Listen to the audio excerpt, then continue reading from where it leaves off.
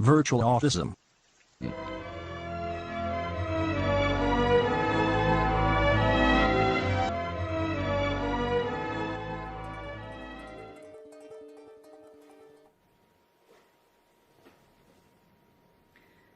Nous sommes deux médecins de PMI, le docteur Isabelle Terrasse et moi-même, le docteur Anne-Lise Ducanda, qui avons pris l'initiative de faire cette vidéo pour alerter les parents, les professionnels et les pouvoirs publics sur les conséquences graves de tous les écrans sur les enfants de 0 à 4 ans, et notamment des troubles qui ressemblent en tout point aux troubles du spectre autistique. Tous nos constats sont tirés de notre pratique quotidienne. Les médecins de PMI effectuent des consultations médicales gratuites pour les enfants de 0 à 3 ans et dans certains territoires, des visites médicales dans les écoles maternelles pour les enfants de 4 ans. Mais ces 5 dernières années, les enseignants nous demandent de voir de plus en plus d'enfants qui présentent des retards de développement, des troubles du comportement et des troubles du spectre autistique. Des enfants dans leur bulle, indifférents au monde qui les entoure, qui souvent ne réagissent pas à leur prénom, ce que l'enfant devrait faire à 9 mois, qui ne jouent pas avec les autres, qui ne s'assoient pas avec les autres, qui ne parlent pas ou qui parlent en écholalie. L'enfant répète mot pour mot une question qu'on lui pose. Des enfants qui ne comprennent pas une consigne toute simple. Des enfants inhibés qui ne bougent pas, ou au contraire très agités. Ils s'enfuient, jettent tout par terre. Des enfants intolérants à la frustration. Si on leur dit non, ils hurlent, se roulent par terre. Parfois agressifs. Ils mordent, tapent, griffent. Des enfants qui ont des gestes inadaptés. Ils battent des ailes avec leurs mains, regardent fixement une lumière, une vitre, jouent toujours avec le même jouet. C'est ce qu'on appelle des stéréotypies. Or, la triade, troubles de la communication, troubles des relations sociales et stéréotypies sont la définition de ce qu'on appelle troubles du spectre autistique ou troubles envahissants du développement.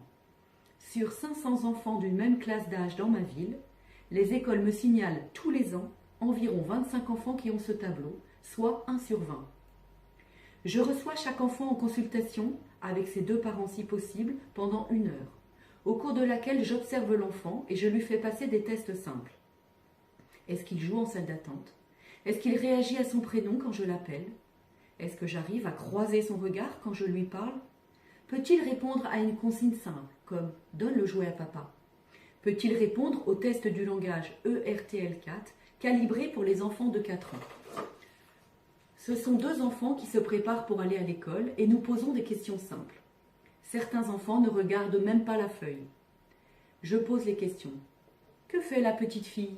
L'enfant répond. Que fait la petite fille? Ça, c'est de l'écholalie. Ou bien, à qui sont les chaussures bleues? L'enfant répond. D'accord, donc à côté. Après avoir éliminé une surdité, j'essaie de comprendre. J'interroge en détail les parents sur les habitudes de vie de l'enfant.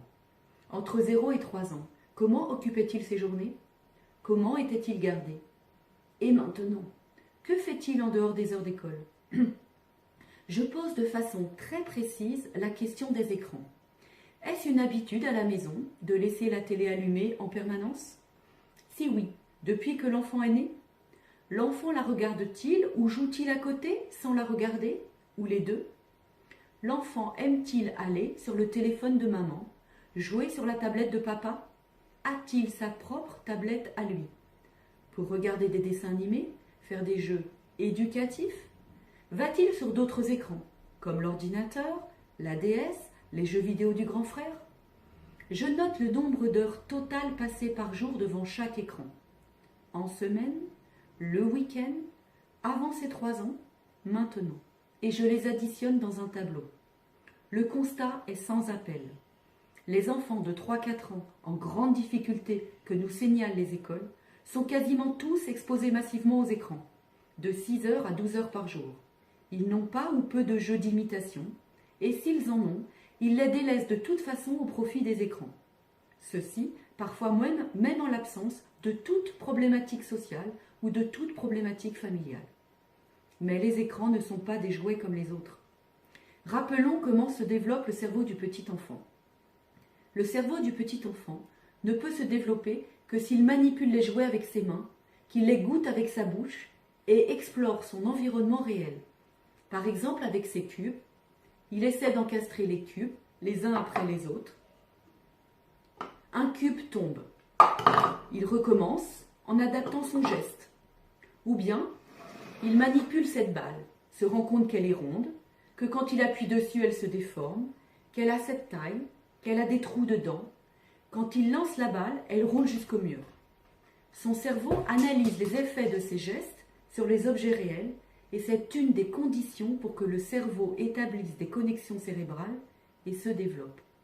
Le cerveau du petit enfant ne peut pas se développer sans le toucher. La succession de flashs lumineux et sonores très rapides des écrans capte l'attention involontaire de l'enfant qui a du mal à s'en détacher et à faire autre chose. Il peut rester des heures fixé devant l'écran, ce qui entrave l'exploration de son environnement réel par le toucher, mais isole aussi l'enfant de toute relation humaine indispensable à la communication et au langage. En effet, l'enfant ne peut développer le langage que si une personne s'adresse à lui, le regarde, lui dit « tu » et lui parle de ce qu'il est en train de faire. Par exemple, si un parent dit à son fils en le regardant « Nathan, tu viens ? Je t'aide à mettre ton manteau et nous sortons dehors tous les deux », tout en l'aidant à mettre son manteau et en sortant dehors avec lui. La phrase prend tout son sens et l'enfant apprend ce que ces mots veulent dire parce qu'il le fait en même temps. Si l'enfant entend exactement la même phrase dans un dessin animé qui ne s'adresse pas du tout à lui, « Tu viens, on va mettre ton manteau et nous sortons dehors tous les deux », cette phrase est une succession de mots qui glissent sur lui et qui ne prend aucun sens. Il n'apprend pas ce que ces mots veulent dire. Si l'enfant joue à côté de la télé allumée, mais qu'il ne semble pas la regarder, il interrompt pourtant sans cesse ses manipulations de jouets pour jeter des coups d'œil répétés vers la télé. Il ne peut pas aller au bout de ses explorations et apprendre de ce qu'il fait. Le brouhaha et le bruit permanent de la télé qu'il entend l'isolent davantage et pour lui, les mots ne servent pas à communiquer.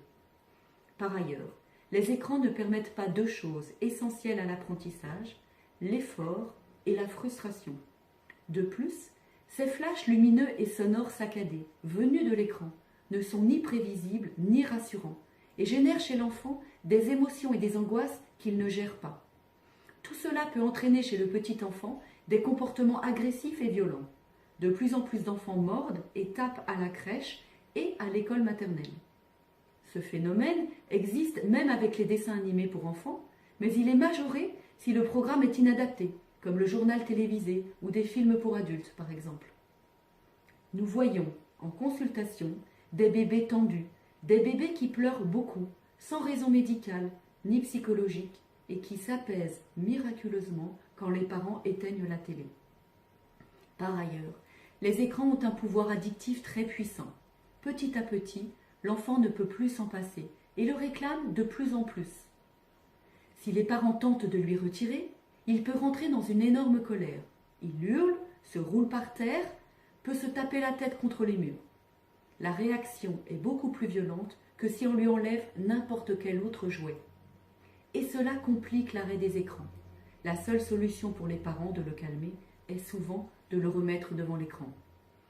Les écrans plusieurs heures par jour empêchent le cerveau de se développer et génèrent des troubles du comportement et de la relation. Comment en est-on arrivé là ?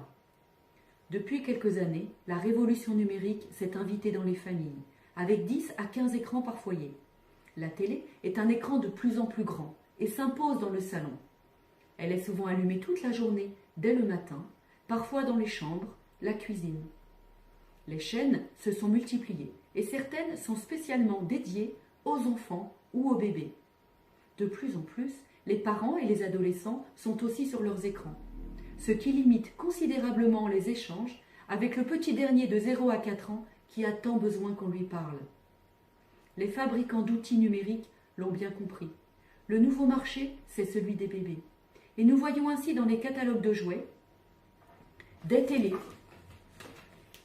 des ordinateurs et des tablettes spécialement créés pour les bébés dès 6 mois. Les meilleurs jeux éducatifs. Les jouets avec écran remplacent de plus en plus les autres jouets. Et depuis 2014, la tablette est numéro 1 des ventes de jouets. Les parents ne pensent pas mal faire. Ils pensent que l'écran calme l'enfant, le rend sage, et cela leur permet de faire tout ce qu'ils ont à faire. En plus, les parents pensent que leur enfant apprend avec les écrans, avec les jeux sur tablette, les applications sur téléphone, avec les chaînes télé spéciales bébé. Le petit enfant répète les lettres, répète les chiffres, les formes en français et même en anglais. Mais cela ne veut rien dire pour l'enfant qui ne parle pas encore. Il répète sans apprendre et ces mots n'ont aucun sens pour lui. Nous voyons des enfants qui comptent jusqu'à 100, mais si nous leur demandons « donne-moi 2 cubes », ils sont incapables de savoir ce que 2 représente. À 3, 4